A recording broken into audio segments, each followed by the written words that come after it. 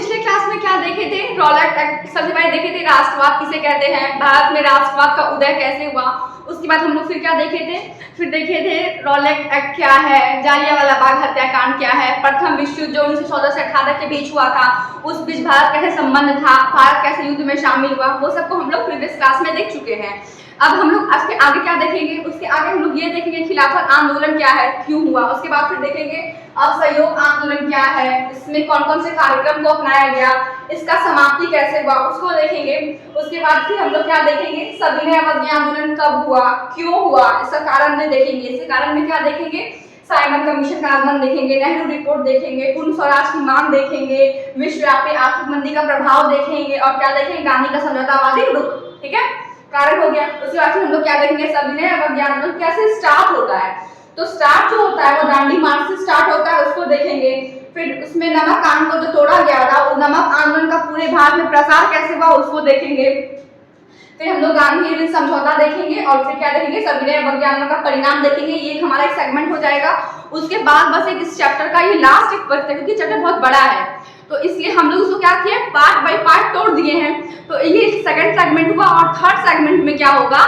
किसान आंदोलन, मजदूर आंदोलन, उसके बाद चैप्टर फिनिश हो जाएगा। ओके, तो चलिए स्टार्ट करते हैं। पहला है खिलाफत आंदोलन। ठीक है, प्रथम विश्व युद्ध 1914 से 18 के बीच हुआ था, दो गुट के बीच हुआ था, मित्र राष्ट्र और ध्रुवी राष्ट्र। मित्र राष्ट्र में कौन थे? फ्रांस था, इंग्लैंड था, रूस था, बाद में अमेरिका आ गया था। ध्रुवी राष्ट्र में कौन था? इटली था, जर्मनी था, ऑस्ट्रिया था, हंगरी था, बाद में तुर्की ऐड हुआ था। तो प्रथम विश्व युद्ध में मित्र राष्ट्र विजयी हो गया था और ध्रुवी राष्ट्र पराजित हो गया था। तो मित्र राष्ट्र ने, जो ध्रुवी राष्ट्र था, ब्रिटेन ने क्या किया? तुर्की पर क्या किया? जब विजय प्राप्त किया उसका अपमान किया। और उस समय जो तुर्की का शासक था खलीफा, खलीफा एक पद होता है, जैसे पीएम का पद है ना जो सर्वश्रेष्ठ होता है भारत में, उसी तरह एक खलीफा एक पद था जो मुस्लिमों का क्या था? नेता था, उसे मुस्लिमों का नेता कहा जाता था। तो उस ब्रिटेन ने क्या किया? खलीफा की शक्ति को क्या कर दिया? कम कर दिया। उसके बाद फिर क्या किया? उस समय ना ऑटोमन साम्राज्य था, जो अफ्रीका है, उसके बाद भूमध्य सागर है, यूरोप है, इधर क्या है? एशिया और यूरोप के बीच में क्या तुर्की राजदेश है। तो तुर्की देश और अफ्रीका के ऊपरी हिस्से को मिला के ऑटोमन साम्राज्य था। तो ब्रिटेन और ऑटोमन साम्राज्य का नेता कौन था? खलीफा। कौन था? खलीफा। तो ब्रिटेन ने क्या किया? खलीफा की शक्ति को बहुत ही कम कर दिया, उसका जो शासन का क्षेत्र था उस क्षेत्र को कम कर दिया, ऑटोमन साम्राज्य को विघटित कर दिया, तोड़ दिया। तो इस उसका मतलब क्या? अपमान किया तुर्की के खलीफा का, जो मुसलमानों का क्या था? धार्मिक नेता था। तो भारत में जो मुसलमान थे उनको ये बात पता चली, तो उनके धार्मिक नेता के साथ अपमान किया गया है। उनको ये बात पता लगने के बाद वो ब्रिटिश के बाद, जो ब्रिटिश का भारत में क्या था? अधिकार का शासन था, तो ब्रिटिश के खिलाफ वो लोग क्या किए? आंदोलन। क्या किए?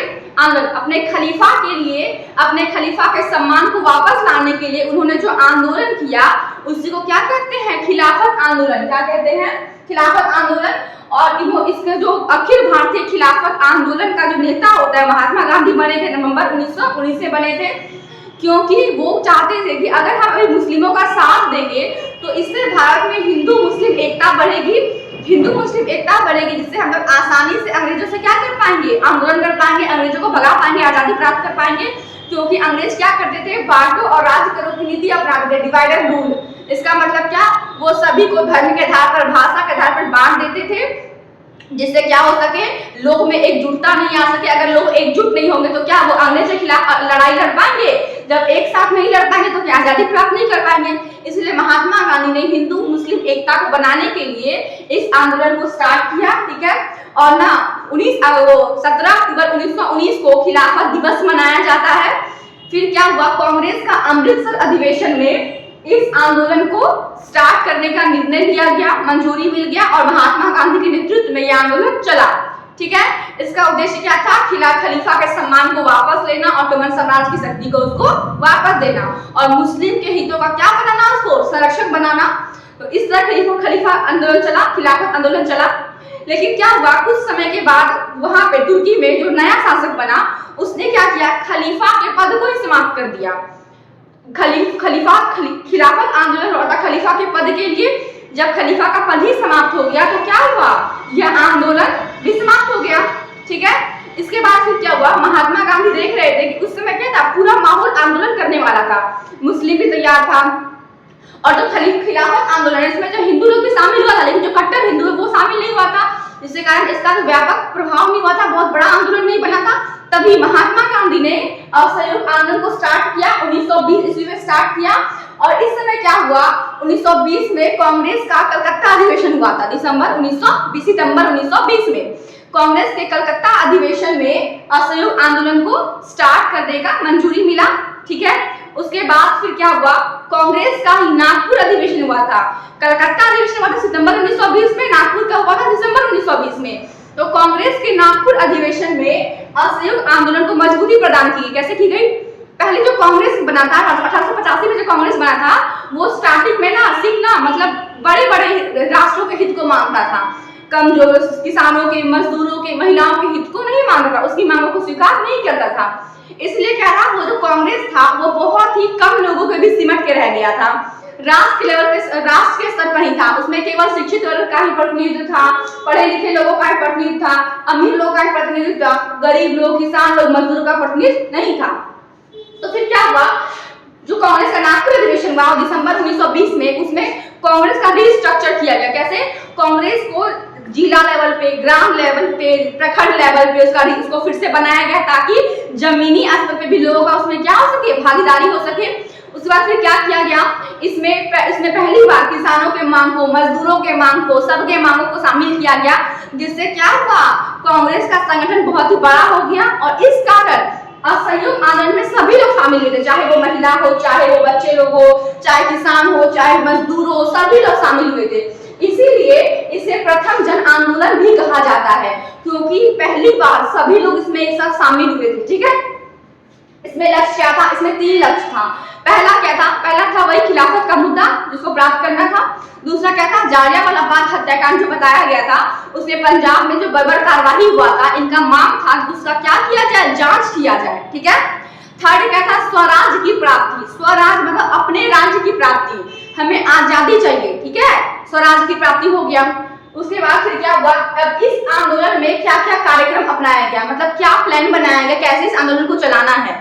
तो 2 था, विध्वंसात्मक, रचनात्मक। विध्वंसात्मक में क्या हुआ, बहिष्कार किया गया, अंग्रेजों के हर चीज का बहिष्कार किया गया, चाहे विदेशी कपड़ा का बहिष्कार हो, चाहे सरकारी स्कूल कॉलेज का बहिष्कार हो, चाहे वकीलों द्वारा कोर्ट का बहिष्कार हो, हर चीज का बहिष्कार किया गया। ठीक है, और विध्वंसात्मक में क्या, स्वदेशी को अपनाया गया। स्वदेशी मतलब चरखे से सूत काटना, सरकारी स्कूल के बजाय राष्ट्रीय स्कूल का स्थापना करना, फिर ना कोर्ट के बजाय पंचों से फैसलों का समाधान करना, हर चीज में स्वदेशी को अपनाया गया। ठीक है, ये आंदोलन बड़े जोर शोर से चल रहा था। असहयोग आंदोलन बहुत बड़ा व्यापक आंदोलन था। इसमें क्या हुआ कि ना कपड़े का, बहुत विदेशी कपड़े का बहुत बड़े पैमाने पे बहिष्कार किया गया, जिससे क्या हुआ, पहली बार जो विदेशों से कपड़ा का आयात होता था उसका मात्रा बहुत ही घट गया, अंग्रेजों को नुकसान हुआ।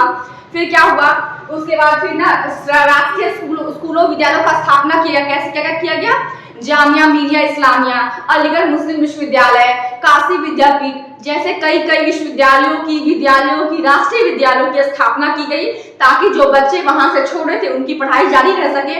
उसके बाद फिर क्या हुआ, मोतीलाल नेहरू, चित्तरंजन दास जैसे वकीलों ने अपना वकील का पद त्याग दिया। फिर ना प्रिंस ऑफ वेल्स जो नवंबर 1921 में आए थे, उनका क्या किया गया, व्यापक पैमाने पर उनका विरोध किया गया।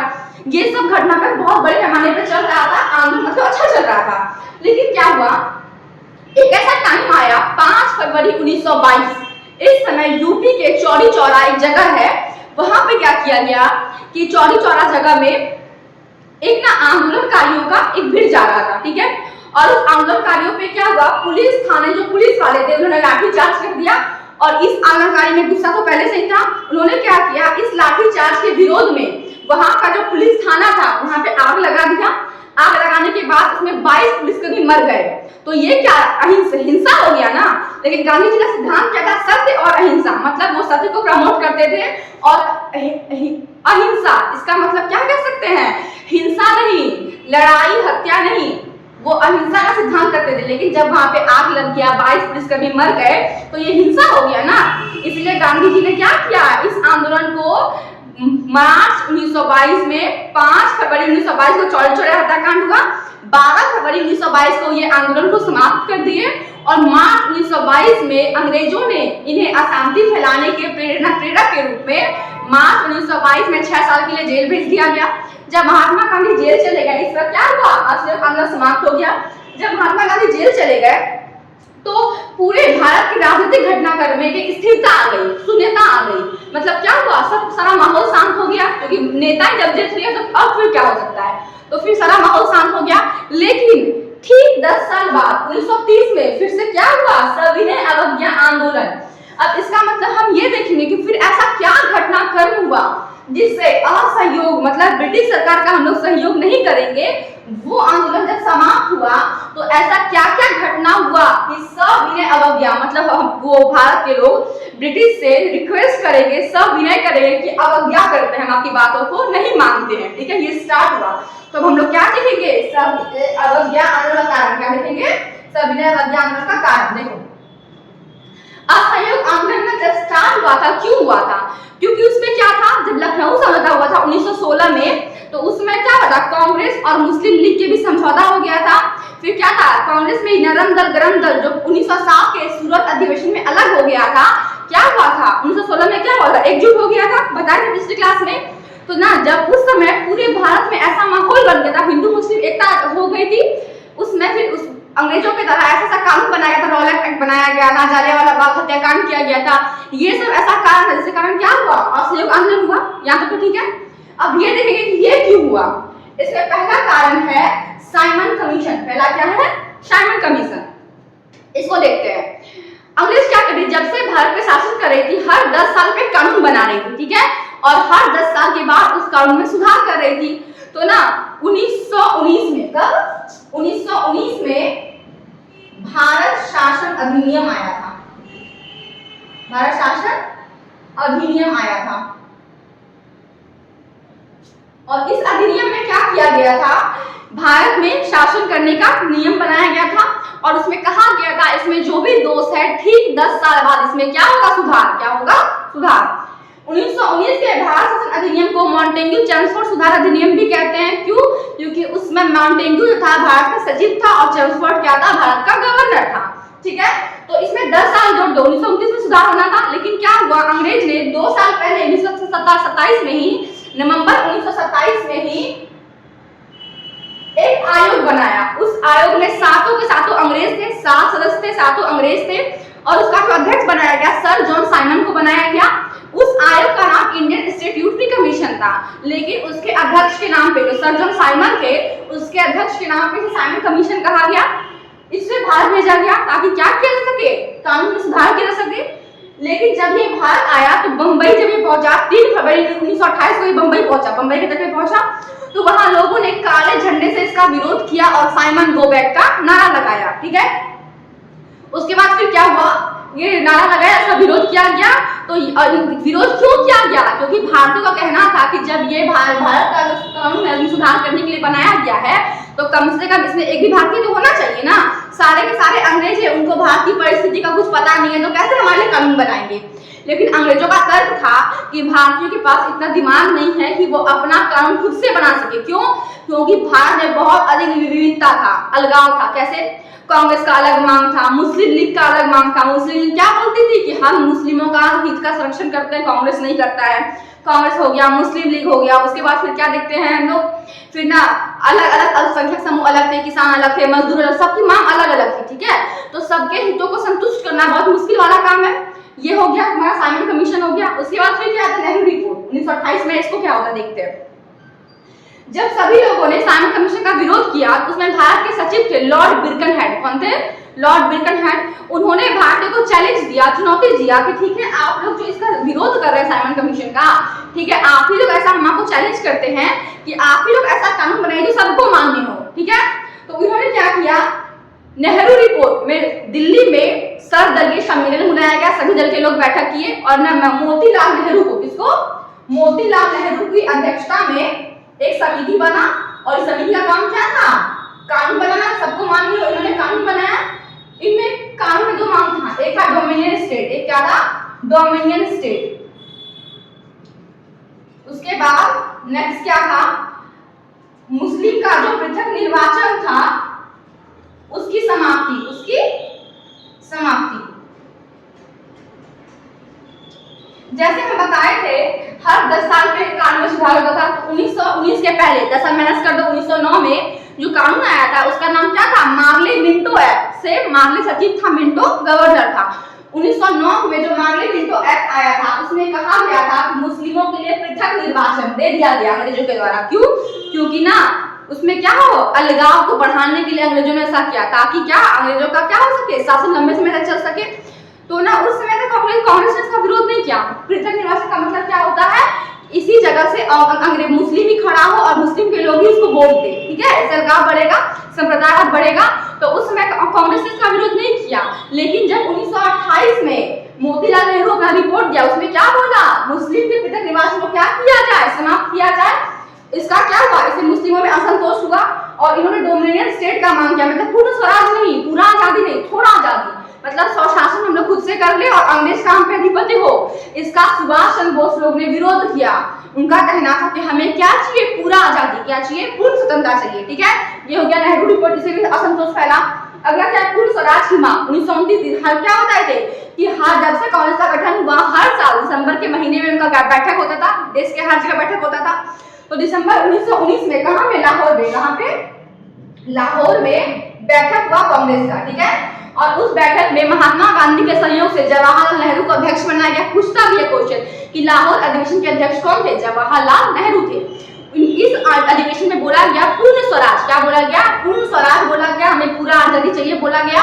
और पूर्ण स्वराज की मांग के लिए क्या किया गया, मध्यरात में रावी नदी, जो पंजाब वाले एरिया में रहता है, रावी नदी के तट पर पूर्ण स्वराज का क्या किया गया, नारा लगाया गया, घोषणा किया गया। और 26 जनवरी 1930 को स्वतंत्रता दिवस मनाया गया। उसी दिन के याद रखने के लिए 26 जनवरी को क्या मनाते हैं, संविधान दिवस मनाते हैं। संविधान का क्या लागू हुआ था हमारा, उसके बाद फिर क्या संविधान दिवस हम 26 नवंबर 1949 को मनाते हैं। संविधान दिवस नहीं बोल रहे हैं, संविधान को लागू किया गया था, ठीक है, इसी के याद में 26 जनवरी 1930 के याद में। अगला क्या है, विश्वव्यापी आर्थिक मंदी का प्रभाव। 1929 में क्या हुआ, पूरे विश्व में आर्थिक मंदी आया था, जिसके कारण क्या हुआ था, हर वस्तु का मूल्य बहुत बढ़ गया था, क्योंकि क्या वस्तु का आपूर्ति कम हो गया था।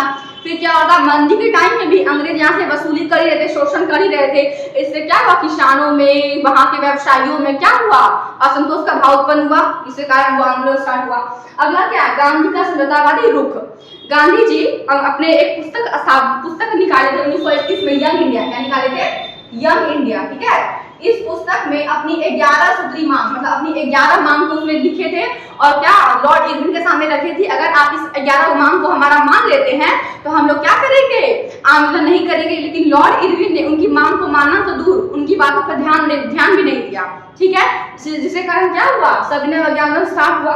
अगला क्या, क्रांतिकारी घटनाओं का प्रभाव। इस समय क्या हुआ कि ना भारत में बता कि क्रांतिकारी गतिविधि बहुत चल रहा था, मेरठ षड्यंत्र केस, लाहौर षड्यंत्र केस बहुत अधिक चल रहा था, जिससे क्या लोगों में आंदोलन का भाव उत्पन्न हुआ। और इसी समय क्या हुआ, बंगाल में एक चटगांव है, वहां पे सूर्यसेन नाम का व्यक्ति था, वो टीचर था, इसलिए इसका उपाधि क्या था, मास्टर था। उन्होंने क्या किया, वहां के शस्त्रागार पे क्या किया, हमला किया, जिससे क्रांतिकारी गतिविधियां बहुत उभर गई। तो ये कारण था, इसके कारण क्या हुआ, सविनय अवज्ञा आंदोलन। अब हम ये देखेंगे से स्टार्ट कैसे हुआ, ठीक है। तो ये स्टार्ट हुआ दांडी मार्च से। दांडी मार्च से कैसे स्टार्ट हुआ, उसमें कानून बनाया गया था अंग्रेजों के द्वारा कि नमक पर टैक्स लिया जाएगा, ठीक है। तो महात्मा गांधी क्या किए, अपने मतलब 17 अनुयायी के साथ, जो उसके शिष्य थे, जो उनकी बातों को मानते थे, उनके साथ क्या किए कि ना दांडी समुद्र तट है गुजरात में, वहां से क्या किए, साबरमती आश्रम से दांडी तक गए, यात्रा किए। बहुत लंबी यात्रा, 240 किलोमीटर मील की यात्रा थी। वो लंबी यात्रा को तय किए। उसके बाद क्या हुआ, 12 मार्च 1930 को निकले थे और 5 अप्रैल 1930 को पहुंचे। फिर 6 अप्रैल 1930 को उसी दांडी समुद्र तट पर अपने से नमक बनाया। और क्या हुआ, नमक कानून को तोड़ दिया कि हम लोग नमक नहीं बना सकते हैं, नमक कानून को उन्होंने तोड़ दिया। यहाँ से नमक कानून जो तोड़ा, वहीं से क्या स्टार्ट हुआ, सविनय अवज्ञा आंदोलन स्टार्ट हुआ, ठीक है। उसके बाद क्या हुआ, जो नमक कानून तोड़ा उसका पूरे भारत में प्रसार कैसे हुआ, भारत तो बहुत बड़ा था ना, तो कैसे हुआ, तमिलनाडु में क्या हुआ, सी राजगोपालाचारी ने किया। फिर केरल में कैसे हुआ, केरल में के कलप्पन ने किया। फिर धारसना तट पे कौन किया, सरोजिनी नायडू ने किया। फिर सोलापुर में कौन किया, सोलापुर में महात्मा गांधी के विरोध में आंदोलन चलाया गया। फिर क्या हुआ, उसी तरह फिर ना असम में कनिंघम सर्कुलर के विरोध में आंदोलन चला। मतलब इसी तरह पूरे भारत में क्या हुआ, इस आंदोलन का प्रसार हुआ। उसके बाद फिर हम लोग देखते हैं, ठीक है, ये आंदोलन तो बड़ा पैमाने पे चला, कहीं ना कहीं किसी आंदोलन का स्टॉपेज तो आता है। तो एक था गांधी इरविन समझौता, ठीक है। जब क्या देखा अंग्रेजों ने कि नहीं ये आंदोलन बहुत बड़ा पैमाने पे चल रहा है, तो ना गांधी और लॉर्ड इरविन जो उस समय गवर्नर थे उनके बीच समझौता हुआ, ये दिल्ली में हुआ था, इसे दिल्ली समझौता भी कहते हैं। और ये 5 मार्च 1931 में हुआ था। इसमें क्या होता, जो गांधी जरा इसका 11 मांग था, उसमें से क्या हुआ, वो जो 11 मांग था उसमें से कुछ मांग किसानों के लिए भी था, कुछ मांग व्यापारियों के लिए था, सबके लिए मांग था, ठीक है। तो अंग्रेजों ने क्या किया, उसी समय ना ब्रिटेन में गोलमेज सम्मेलन चल रहा था। गोलमेज सम्मेलन का मांग किसने किया था, नेहरू रिपोर्ट में किया गया था कि ब्रिटेन में एक सम्मेलन बुलाया जाए जिसमें ब्रिटेन के लोग, भारत के लोग, सभी लोग बैठे और क्या करें, यहाँ की समस्याओं को सॉल्व करने का उपाय ढूंढे।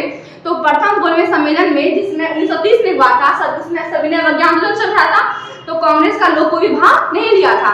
जब कांग्रेस ही वहां भाग नहीं लिया था तो वो उसका क्या वैल्यू नहीं रह गया था, वो ना सम्मेलन वेस्ट हो गया था। तो इसीलिए अंग्रेज क्या किए, गांधी की मांगों में 11 मांग था ना, सबको स्वीकार नहीं किए, कुछ मांगों को अंग्रेजों ने स्वीकार किया। और ना तो क्या हुआ, गांधी जी मान गए और अंग्रेजों का मांग क्या था कि आप आंदोलन को समाप्त कर दीजिए और द्वितीय गोलमेज सम्मेलन में आप क्या कीजिए, भाग ले लीजिए। तो ना कुछ मांगों को इरविन ने मांगा, कुछ मांगों को गांधी जी ने मान लिया। तो इसी को क्या बोलते हैं, गांधी इरविन समझौता बोलते हैं। इसमें क्या हुआ था, आंदोलन समाप्त हो गया, गांधी जी द्वितीय गोलमेज सम्मेलन में भाग लेने के लिए चले गए, ठीक है। अब देखते हैं इसका परिणाम क्या हुआ। इस आंदोलन कुछ ना कुछ हर आंदोलन का परिणाम होता है। तो इस आंदोलन का परिणाम क्या हुआ कि ना इसने क्या किया, विभिन्न वर्गों का राजनीतिकरण किया। मतलब इसका मतलब क्या होता है, इस आंदोलन के दौरान क्या हुआ, महिला लोग इस आंदोलन में, अवसर आंदोलन में क्या किया गया था, विधवा संरक्षण 2 कार्य था। इस आंदोलन में पहली बार ऐसा लिखा गया था इस कार्यक्रम में कि ना विदेशी कपड़ों का बहिष्कार किया जाएगा। फिर क्या किया जाएगा, महिला लोग, इसमें लिखा गया था कि महिला लोग शराब की दुकानों पे बैठ के धरना देगी। ये असहयोग भी लिखा हुआ नहीं था, फिर भी उन्होंने किया था। यहाँ पे क्या था, महिला लोग धरना देगी, स्कूल कॉलेज का बहिष्कार किया जाएगा, वकील लोग अपना पद त्याग कर देंगे, विदेशी कपड़ों का बहिष्कार किया जाएगा, कर नहीं दिया जाएगा, भारत में कर नहीं दिया जाएगा, ठीक है। तो ना जहाँ पे जो राज्य समुद्र तट के किनारे था, उन्होंने क्या किया, नमक कानून को तोड़ के आंदोलन किया। लेकिन वैसा राज्य समुद्र तट के किनारे नहीं था, उन्होंने क्या किया, सरकार को टैक्स नहीं दिया, यह करके क्या किया, कानून का उल्लंघन किया और सविनय अवज्ञा आंदोलन को चलाया। फिर बिहार में क्या था, चौकीदारी कानून के विरोध में आंदोलन चलाया गया। और फिर मध्य प्रदेश में क्या, वन कानून के विरोध में आंदोलन चलाया गया। मतलब जिस राज्य में जो परिस्थिति था उसके अकॉर्डिंग आंदोलन किया गया। जहाँ तट वाला राज्य है वहाँ नमक कानून को तोड़ा गया, जहाँ क्या कहते हैं, जहाँ पे वन वाला राज्य है वन कानून के विरोध में आंदोलन किया गया, जहाँ पे टैक्स लिया जाता है टैक्स लेने से मना कर दिया गया, ठीक है। तो इसमें परिणाम क्या हुआ, इसमें सभी लोगों का कई बार राजनीतिकरण हुआ। और इसमें क्या हुआ, लोगों के बीच जागरूकता को बढ़ाने के लिए वानर सेना, मंजरी सेना, फिर क्या हुआ, लालटेन का उपयोग किया गया, ठीक है। ये सबके द्वारा प्रभात फेरियां, मतलब सुबह सुबह फेरियां लगाई गई ताकि लोगों में क्या जागरूकता बढ़ाया जा सके। फिर इसमें क्या हुआ, इसके द्वारा क्या हुआ कि ना पहली बार हुआ कि जब गांधी जी अंग्रेज के सामने दोनों समान रूप से बैठे तो दोनों को क्या हुआ, समान मान्यता मिला, ठीक है। फिर क्या हुआ, पहली बार क्या हुआ, ये आंदोलन में चलो माने गांधी जी द्वितीय गोलमेज सम्मेलन में भाग लेने के लिए चले गए थे, लेकिन वहां भी उनको निराशा मिली, वहां पर उनकी मांगों को माना नहीं गया। तो गांधी जी वापस आए, वापस सविनय अवज्ञा आंदोलन स्टार्ट किए। लेकिन ना जो पहली बार कोई चीज में धार होता है, तेजी आता है, दूसरी बार में नहीं आता है। तो फिर से वो आंदोलन क्या उतना दिन तक नहीं चला और फाइनली उसको भी क्या 1924 में क्या कर दिया गया, समाप्त कर दिया गया, ठीक है। तो हम लोग इसका परिणाम भी देख लिए कि क्या हुआ, इसमें बहुत सारे पहली बार महिला भी भाग ली, बच्चे लोग भी बड़े पैमाने पे भाग लिए, वो सब भाग लिए। इससे क्या हुआ, भारत का बड़े पैमाने पे लोग आंदोलन में जुड़े, ठीक है। तो यहाँ तक क्या हुआ, इसका परिणाम हो गया और गांधी द्वितीय गोलमेज सम्मेलन में भाग लेने के लिए चले गए। द्वितीय सविनय अवज्ञा आंदोलन बता दिए कि 1924 में क्या हो गया, समाप्त हो गया। ये सेगमेंट हमारा कंप्लीट हो गया। अब जो नेक्स्ट करेंगे वो करेंगे किसान आंदोलन से, ठीक है।